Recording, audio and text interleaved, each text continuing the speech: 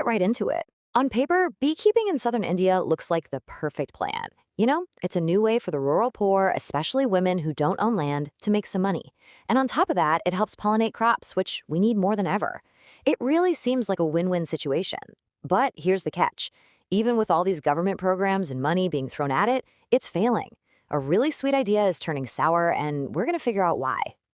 This quote from a farmer in the region, wow, it just tells you so much. It kind of sets the whole scene for us. It tells us this isn't some new problem. No, this goes way back to huge changes in farming, when that delicate balance between agriculture and nature just broke. Things like hedges and trees, which are vital for bees, suddenly became annoyances to be cleared away. And just like that, the bees lost their home. So that leads us to the big question here. If beekeeping is so great for everyone, why are these programs, which seem so well-intentioned, falling flat on their face? Well, the answer isn't simple. It's not just one thing. It's more like a giant puzzle, and to solve it, we need to zoom out, layer by layer, starting with the bee itself and going all the way up to the entire landscape. So first, let's talk about the promise. In a place full of small farms, beekeeping was sold as this perfect side hustle. And with our diets changing to include more fruits and veggies, we absolutely need more pollinators. It really did seem like the perfect fix. Okay, for the first layer of this mystery, we have to start with the bees. I mean, before anyone even gets trained or a single beehive is built, the bees themselves are already in the middle of a massive crisis. And get this is the scale of that crisis. In just the last 25 years, more than 40% of India's honeybees have just disappeared. We're not talking about a small dip here. This is a huge, catastrophic decline. And it's the backdrop for everything else we're about to talk about. You can pretty much break down what's happening to the bees into these four big things. You could call them the four horsemen of the bee apocalypse. First, you've got cities and industry just exploding. Built-up areas tripled in 30 years. Then you've got farming that's just one single crop, which means way less food for bees.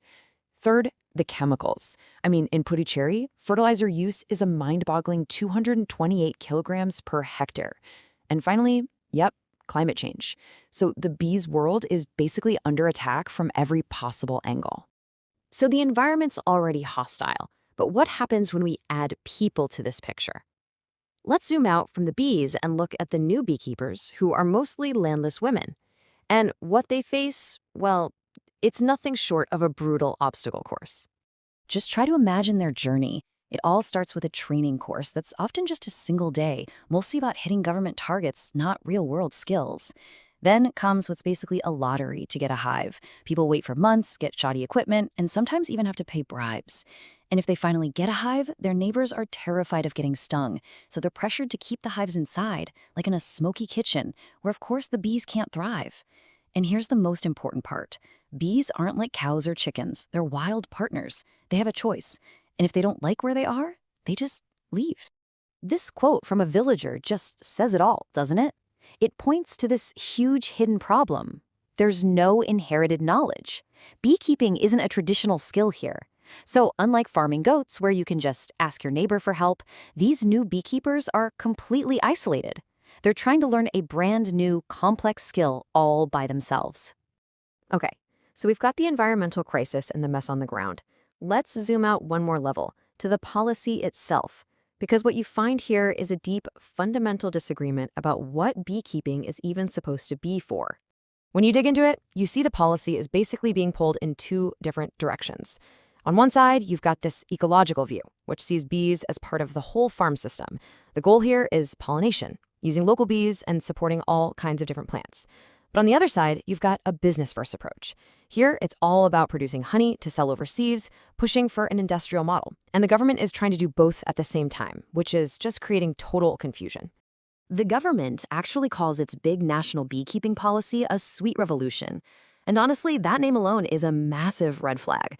See, it's deliberately meant to sound like the green and white revolutions in India's past, which, yeah, they increased food production, but they also caused huge long-term environmental damage. So that framing tells you everything you need to know about the top-down, industrial mindset they're trying to apply to something as wild and delicate as bees. And you can see this policy chaos right on the ground. It's wild. Look at these two neighboring regions. In Puducherry, the program is all about social aid. targeting landless women with a subsidy for hives. But go right next door to Tamil Nadu, and the government is giving away hives for free, but only to people who already own land. They're completely shutting out the poorest farmers. Two totally conflicting strategies, and neither of them is really working. I mean, listen to this quote from a government official. Even they know it. They recognize that bees aren't just another product you can mass produce. You can't use the same logic you'd use for something like broiler chickens on a sensitive insect that can literally fly away whenever it wants. And yet, so much of the policy acts like you can. So this brings us to the absolute core of the issue. We've looked at the bees, the beekeepers, and the policy. Now it's time to make that final and most important zoom out to really understand what's going on. You can just feel the frustration in this farmer's voice, can't you? And it perfectly captures the whole problem. The good stuff, like pollination, and the bad stuff, like pesticides, they don't stop at property lines. His bees are helping his neighbors get better crops, but his neighbor's chemicals could be killing his bees. The whole system is connected, but everyone is still stuck thinking only about their own little piece of land. And that's it. That's the fatal flaw in all of these programs. The problem is they are focused on the wrong thing entirely. The answer isn't a better hive or a better training class. The answer is to change the scale. So what does changing the scale actually mean? Well, it means a complete shift in thinking. It means remembering that bees fly over 2 kilometers from their hive. It means accepting that what your neighbor sprays on their field can kill your bees. It's realizing that your bees can actually make your neighbor more money. It's about moving from thinking about just one backyard to creating a shared plan for the health of the entire region. So now that we've really zeroed in on the problem, is there a way to fix this?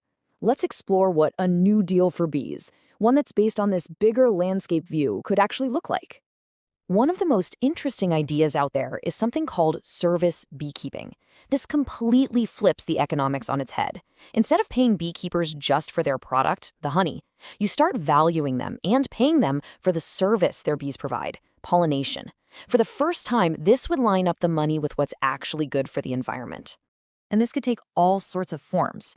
It could be as simple as a farmer letting a beekeeper put hives on their land in exchange for some of the honey. It could be a public program where the government pays beekeepers to put hives in parks or on organic farms. There's even a commercial version where companies rent hives, though you have to be careful about corporate greenwashing there. And finally, you could have a community model, using bees to teach people about nature. And that leaves us with this one last, really fundamental question. All these failed programs were based on seeing the bee as this tiny little factory for honey.